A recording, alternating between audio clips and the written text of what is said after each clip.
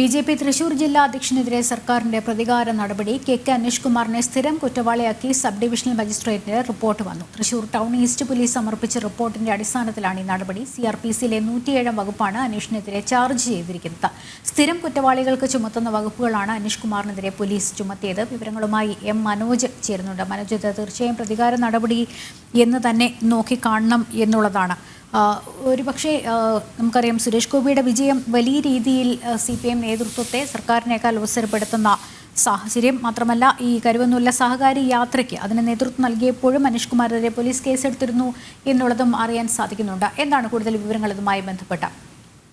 തീർച്ചയായും ലക്ഷ്മി, ഒരു പ്രതികാര നടപടി തന്നെയാണ്. ഇതിൽ തന്നെ തൃശൂർ ടൗൺ ഈസ്റ്റ് പോലീസ് സമർപ്പിച്ച റിപ്പോർട്ടിന്റെ അടിസ്ഥാനത്തിലാണ് അഡ്വക്കേറ്റ് കെ അനീഷ് കുമാറിനെതിരെ ഇത്തരത്തിലൊരു റിപ്പോർട്ട് വന്നിരിക്കുന്നത്. അനീഷ് കുമാർ സ്ഥിരം കുറ്റവാളിയാക്കിയാണ് ഈ സബ് ഡിവിഷണൽ മജിസ്ട്രേറ്റിന്റെ റിപ്പോർട്ട് പുറത്തു വന്നിരിക്കുന്നത്. CRPCയിലെ 107 വകുപ്പാണ് അനീഷിനെതിരെ ചാർജ് ചെയ്തിരിക്കുന്നത്. ഇതിൽ തന്നെ പ്രധാനമന്ത്രി നരേന്ദ്രമോദി പങ്കെടുത്ത തൃശ്ശൂരിലെ മഹിളാ സമ്മേളനം ഉണ്ടായിരുന്നു. ലക്ഷക്കണക്കിന് വനിതകൾ പങ്കെടുത്തിരുന്ന പരിപാടിയായിരുന്നു. അതിൽ പ്രധാനമന്ത്രി സംസാരിച്ചതിന് പിന്നാലെ പിറ്റേ ദിവസം യൂത്ത് കോൺഗ്രസ് KSU പ്രവർത്തകർ ആ വേദിയിൽ ചാണകവെള്ളം തളിക്കുവാനായി അവിടെ എത്തിയിരുന്നു. എന്നാൽ ഇത് കണ്ടുനിന്ന അവിടെ ഉണ്ടായിരുന്ന BJPയുടെ പ്രവർത്തകരും മറ്റ് നേതൃത്വവും അതിനെതിരെ പ്രതിരോധം തീർത്തു. പോലീസ് അവിടെ എത്തിയിരുന്നു. അതോടൊപ്പം തന്നെ ഈ ജില്ലാ അധ്യക്ഷനായിട്ടുള്ള അഡ്വക്കേറ്റ് കെ അനീഷ് കുമാറും അതേ സ്ഥലത്തുണ്ടായിരുന്നു. എന്നാൽ അനീഷ് കുമാറിനെ രണ്ടാം പ്രതിയാക്കി പോലീസ് കേസെടുക്കുകയായിരുന്നു. ടൗൺ ഈസ്റ്റ് പോലീസ് രണ്ടാം പ്രതിയാക്കി ഈ വകുപ്പുകൾ ചുമത്തിക്കൊണ്ടാണ് ഇത്തരത്തിൽ അന്ന് CI ആയിരുന്ന അലവിയുടെ നേതൃത്വത്തിലായിരുന്നു കേസെടുത്തത്.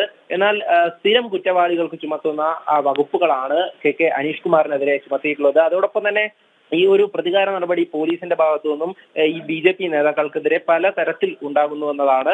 ഇതിൽ നേരത്തെ സൂചിപ്പിച്ചതുപോലെ തന്നെ ഈ ഇരിങ്ങാലക്കുടയിൽ, അത് കരുവന്നൂരിൽ നടന്നിട്ടുള്ള ആ ഒരു സഹകാരി സംരക്ഷണ യാത്ര, 18 കിലോമീറ്ററോളം സുരേഷ് ഗോപി കാൽനടയായി നയിച്ച ആ ഒരു യാത്രയിൽ പങ്കെടുത്തതിന്, അതിന് ചുക്കാൻ പിടിച്ചതിനും ഈ അഡ്വക്കേറ്റ് കെ അനീഷ് കുമാറിനെതിരെ അന്ന് ഇരിങ്ങാലക്കുട പോലീസ് കേസെടുത്തിരുന്നു. ഇത്തരത്തിൽ നിരവധിയായി ഈ BJP നേതൃത്വത്തിനെതിരെ കേസെടുക്കുകയും അതോടൊപ്പം തന്നെ ഇത്തരത്തിലുള്ള വകുപ്പുകൾ ചുമത്തി അവരെ സ്ഥിരം കുറ്റവാളി ആക്കുവാനുമാണ് ശ്രമിച്ചുകൊണ്ടിരിക്കുന്നത്. അതിന്റെ അടിസ്ഥാനത്തിലാണ് ഇപ്പോൾ ഈ സബ് ഡിവിഷണൽ മജിസ്ട്രേറ്റിന്റെ റിപ്പോർട്ടും വന്നിരിക്കുന്നത്. എന്തായാലും ഈ ഒരു സാഹചര്യത്തിൽ സുരേഷ് ഗോപിയുടെ വിജയം CPM സർക്കാരിനെ കൂടുതൽ അലസരപ്പെടുത്തി എന്ന് തന്നെ നമുക്ക് മനസ്സിലാക്കാം. കാരണം അതിനു പിന്നാലെ BJP നേതൃത്വത്തിനെതിരെ ഇത്തരത്തിൽ സർക്കാർ സംവിധാനങ്ങളെ ഉപയോഗിച്ചുകൊണ്ട് ആയുധമാക്കിക്കൊണ്ട് പലതരത്തിലുള്ള നടപടികൾ ഉണ്ടാകുന്നു.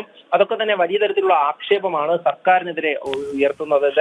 BJP തൃശൂർ ജില്ലാ അധ്യക്ഷൻ കെ അനീഷ് കുമാറിനെതിരെ പ്രതികാര നടപടി ഉണ്ടായിരിക്കുന്ന സാഹചര്യം. കെ അനീഷ് കുമാറിനെ സ്ഥിരം കുറ്റവാളിയാക്കി സബ് ഡിവിഷണൽ മജിസ്ട്രേറ്റിന്റെ റിപ്പോർട്ട് വന്നു. തൃശൂർ ടൗൺ ഈസ്റ്റ് പോലീസ് സമർപ്പിച്ച റിപ്പോർട്ടിന്റെ അടിസ്ഥാനത്തിലാണ് ഈ ഒരു നടപടി ഉണ്ടായിരിക്കുന്നത്. CRPCയിലെ 107 വകുപ്പ് പ്രകാരമാണ് അനീഷിനെതിരെ കെ അനീഷ് കുമാറിനെതിരെ ചാർജ് ചെയ്തിരിക്കുന്നത്. സ്ഥിരം കുറ്റവാളികൾക്ക് ചുമത്തുന്ന വകുപ്പുകളാണ് അനീഷ് കുമാറിനെതിരെ പോലീസ് ചുമത്തിയത്. ഇപ്പോൾ പ്രതികരിച്ച അഡ്വക്കേറ്റ് പറഞ്ഞതും അതുമായി ബന്ധപ്പെട്ടാണ്. ഒരു പക്ഷേ ഈ പോലീസ് ഉദ്യോഗസ്ഥൻ രാഷ്ട്രീയ മേലാളന്മാരെ പ്രീതിപ്പെടുത്താൻ ചെയ്തൊരു കാര്യമായിട്ട് തന്നെ ന്യായമായും സംശയിക്കാം എന്നുള്ള രീതിയിലാണ് പ്രതികരണങ്ങൾ അഭിഭാഷകരുടേത് ഉൾപ്പെടെയായി വന്നിരിക്കുന്നത്. വിവരങ്ങളാണ് മനോജ് നൽകിക്കൊണ്ടിരുന്നത്.